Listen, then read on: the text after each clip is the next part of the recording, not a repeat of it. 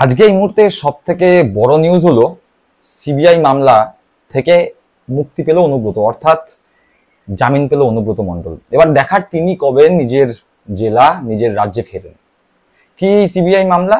গরু পাচার যে মামলা, সেই মামলায় সিবিআই অনুব্রতর বিরুদ্ধে মামলা করে এবং অনুব্রতকে 2022 সালের অক্টোবর মাসে আসানসোলের যে সংশোধনাগার সেখানে জেরা করার জন্য নিয়ে যায় এবং তারপরে সেখান থেকে তিহার জেলে নিয়ে যাওয়া হয়। সেখান অনুব্রত মণ্ডল তখন থেকে এখনো পর্যন্ত তিহার জেলেই রয়েছেন। ঠিক এই যে ঘটনা ঘটে, এর ঠিক 1 মাস পরে ইডি অনুব্রত মণ্ডলের বিরুদ্ধে এই যে গরু পাচার মামলা, তার মধ্যে যে আর্থিক তছরূপ, সেই অভিযোগে অনুব্রতর বিরুদ্ধে মামলা করে এবং তারাও তখন অনুব্রতকে গ্রেপ্তার করে। ইডি এবং সিবিআই দুটো কেন্দ্রীয় এজেন্সি, কেন্দ্রীয় সংস্থা, তারা দুজনেই দুটো সংস্থাই অনুব্রতর বিরুদ্ধে মামলা করে এবং অনুব্রতকে গ্রেপ্তার করে। অনুব্রত ঠাঁই হয় তিহার জেলে, কুখ্যাত বা বিখ্যাত তিহার জেল। বিজেপি নেতাদের মধ্যে, বিজেপি কর্মীদের মধ্যে বিশাল উৎফুল্লতা। অনুব্রতকে গ্যারেজ করে দেয়া গেছে, কোট আনকোট অনুব্রতকে গ্যারেজ করে দেয়া গেছে। ফলে বীরভূম এবার বিজেপির।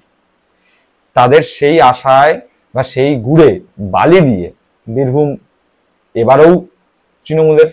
ঠিক ভোট পরবর্তী সময় দেখা গেল সুপ্রিম কোর্টে অনুব্রতর যে আইনজীবী, তারা বলেছিলেন যে গরু পাচার মামলায় অন্যান্য অভিযুক্তদের জামিন দিলেও অনুব্রতকে কেন আটকে রাখা হচ্ছে। এই যে ইডি এবং সিবিআই, এই দুটো সংস্থা, বলা বাহুল্য মোটামুটি এখন সকলেই প্রায় জানে যে এই দুই সংস্থা কেন্দ্রে যে বিজেপি সরকার, বিজেপির প্রধানমন্ত্রী, বিজেপির নেতা মন্ত্রীদের কথাই এই দুই সংস্থা বেশিরভাগ সময় কাজ করে চলেছে। তারা যে বিজেপির কথাতেই অনুব্রত মণ্ডলের জামিনের বিরুদ্ধে বারবার সুপ্রিম কোর্টে বলছিলেন, অর্থাৎ এই যে ইডি এবং সিবিআই, এই দুই সংস্থার যে আইনজীবী আছে, তারা অনুব্রত মণ্ডলের জামিনের বিরুদ্ধে বারবার সুপ্রিম কোর্টে বলছিলেন যে না, অনুব্রতকে জামিন দেওয়া যাবে না। যদিও একই কেসে, একই মামলায় যারা অভিযুক্ত হয়ে পরে গ্রেপ্তার হয়েছিলেন, তারা কিন্তু একে একে জামিন পাচ্ছিলেন। শুধুমাত্র জামিন আটকাচ্ছিল অনুব্রত মণ্ডলের ক্ষেত্রে।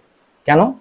সিবিআই বলছিলে যে অনুব্রত নাকি জামিন পেয়ে গেলে, ছাড়া পেয়ে গেলে তার বিরুদ্ধে যে সমস্ত প্রমাণ আছে সেগুলো নাকি লোপাট করে দেবে। আচ্ছা, যে বিজেপি সরকার কেন্দ্রীয় যে তদন্তকারী সংস্থাগুলো আছে, অর্থাৎ ইডি সিবিআই কে কাজে লাগিয়ে অনুব্রত মণ্ডলকে গ্রেপ্তার করতে পারে, এতটা যখন ক্ষমতা অনুব্রত মণ্ডলকে গ্রেপ্তার করার মতো ক্ষমতা যখন এই দুই সংস্থার আছে, সেই দুই সংস্থা থাকতে অনুব্রত মণ্ডল কিভাবে তার বিরুদ্ধে থাকা প্রমাণগুলো লোপাট করবে? এটা কি সম্ভব? যাই হোক, আজকে সুপ্রিম কোর্ট অনুব্রত মণ্ডলকে সিবিআই এর করা গরু পাচার যে মামলা, সেই মামলা থেকে জামিন দিয়েছেন শর্ত সাপেক্ষ। কি সেই শর্ত? সেই শর্তের মধ্যে আছে অনুব্রত মণ্ডলকে সব ধরনের সাহায্য করতে হবে এই তদন্তে। অনুব্রত মণ্ডলের আইনজীবী এই অনুব্রত মণ্ডলের হয়ে সুপ্রিম কোর্টে যে কেস করেছিলেন বা লড়ছিলেন অনুব্রত মণ্ডলের হয়ে, সেখান থেকে অনুব্রত মণ্ডল জামিন পেয়েছে। এবার কথা হচ্ছে তিনি কবে ফেরত আসবেন বীরভূমে, তার নিজের বাসভবনে বা পশ্চিমবঙ্গে নিজের রাজ্যে এসে তিনি কবে রাজনীতির ময়দানে আবার আমরা তাকে দেখতে পাবো। একটা কথা এক্ষেত্রে পরিষ্কার করে বলে দেওয়া যাক যে অনুব্রত মণ্ডল কিন্তু এখনই ফিরে আসছে না, তার ঠাই এখনো সেই তিহার জেলে। তার কারণ এই যে গরু পাচার মামলা যেটি সিবিআই করেছিল, সেই মামলা থেকে অনুব্রত মণ্ডল জামিন পেয়েছেন। কিন্তু এই গরু পাচার মামলায় যে আর্থিক তছরূপ হয়েছিল, সেই আর্থিক তছরূপ নিয়ে ইডিও 2022 সালের নভেম্বর মাসে একটি মামলা করে অনুব্রত মণ্ডলকে গ্রেপ্তার করে। ফলে সেই মামলা এখনো চলছে। সেই মামলা যেহেতু চলছে, তাই অনুব্রত মণ্ডলকে এখনো তিহার জেলেই থাকতে হবে। যদিও সূত্রের খবর, তার যারা আইনজীবী আছে সেই সমস্ত সূত্র থেকে খবর পাওয়া যাচ্ছে, সেই মামলাও নাকি খুব তাড়াতাড়ি সুপ্রিম কোর্টে শুনানি হবে। আমরা আশা করতে পারি সেই মামলাতেও পজিটিভ রেজাল্ট অনুব্রত মণ্ডলের পক্ষে আসবে এবং তিনি দ্রুত নিজের বাড়ি, নিজের রাজ্য, নিজের জেলায় ফিরে আসবেন। রাজনীতির ময়দানে ডাকাবুকো অনুব্রত মণ্ডলকে আমরা সকলে আবার দেখতে পাবো। সবাই সুস্থ থাকবেন, ভালো থাকবেন। জয় হিন্দ, বন্দে মাতরম।